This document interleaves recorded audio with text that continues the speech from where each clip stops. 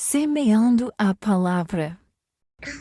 Nós levamos a mensagem ali na igreja e eu gostaria muito que você escutasse ela por completo. Vai lá no YouTube, Igreja Batista Reformada ADOS, A-D-O-S. Ou então no Instagram também, Igreja Batista Reformada ADOS, tem também ali a pregação completa.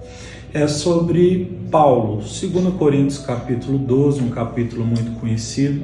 O apóstolo Paulo, nesses dias aqui, ele estava sofrendo muitas perseguições.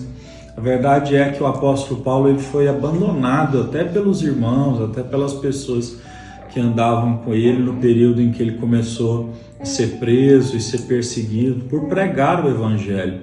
E a igreja de Corinto estavam recebendo homens que se diziam super apóstolos, pessoas que chegavam lá e diziam que o que realmente leva uma pessoa a ser abençoada por Deus é a prosperidade material, é a saúde física, são as coisas pomposas da vida.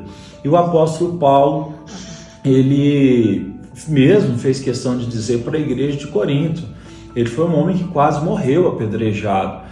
Ele passou por 3 naufrágios, passou fome, passou frio, como ele relata lá em Filipenses. Ele foi roubado pelos próprios irmãos, passou por perigos no meio de desertos, muitas coisas difíceis ele viveu. E por ele ter vivido essas coisas difíceis, as pessoas achavam que ele não era de Deus. Porque na cabeça das pessoas, uma pessoa que fosse de Deus, Deus não ia permitir tanto sofrimento. E o apóstolo Paulo, então, no capítulo 12 de 2 Coríntios, ele vai dizer, ele vai falar, hipoteticamente, de um homem que, se no corpo ou fora do corpo, há 14 anos, foi arrebatado até nos céus, e viu e ouviu coisas indizíveis. Ele está falando dele mesmo. E aí, então, ele vai dizer que ele poderia se gloriar nessas coisas, mas ele não se gloria no fato de Deus ter dado uma grande visão espiritual para ele, mas ele se gloria nas fraquezas. Então, ele está dizendo que homens que se gabam daquela forma ali, por terem algum tipo de prosperidade, na verdade são falsos apóstolos, falsos pastores. O texto diz que Paulo, depois que ele recebeu essas revelações do Senhor, ele mesmo diz que ele começou a enfrentar um espinho na carne, que era como um mensageiro de Satanás que batia no rosto dele, e ele orou a Deus 3 vezes pedindo que Deus tirasse aquilo. E o Senhor respondeu: minha graça te basta, porque o meu poder se aperfeiçoa na sua fraqueza. É interessante a gente entender isso aqui, que uma pessoa, para se aproximar de Deus, ela precisa estar ou ser humilde.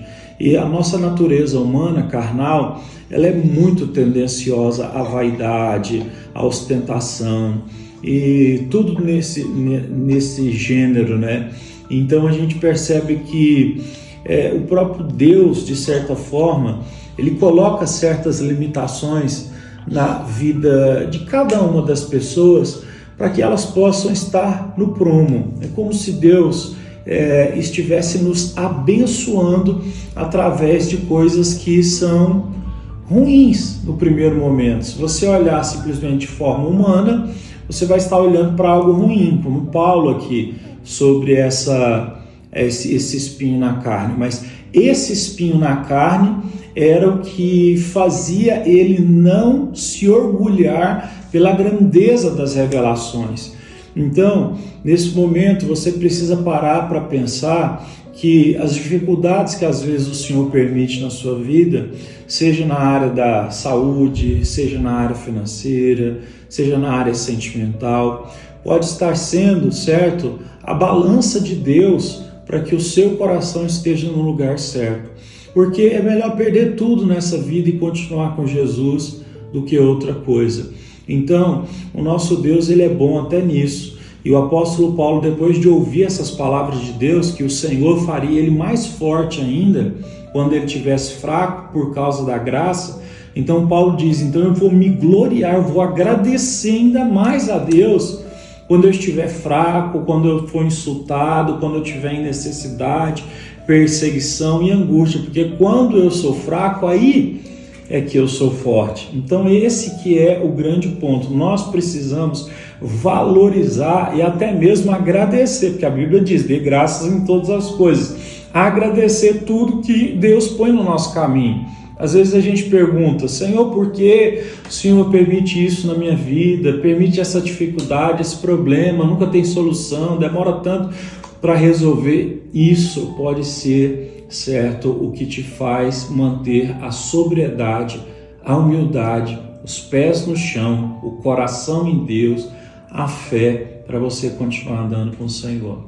Então, não menospreze o que Deus permite você viver, porque Ele tem a sabedoria e Ele sabe o porquê permite você passar por isso. E você passando por isso está sendo transformado de glória em glória para se parecer mais com Jesus, porque esse é o nosso alvo. Enquanto nós estivermos vivos, nós vamos sendo transformados para nos parecermos mais com Jesus, recebermos o fruto do Espírito e dessa forma irmos nos aperfeiçoando.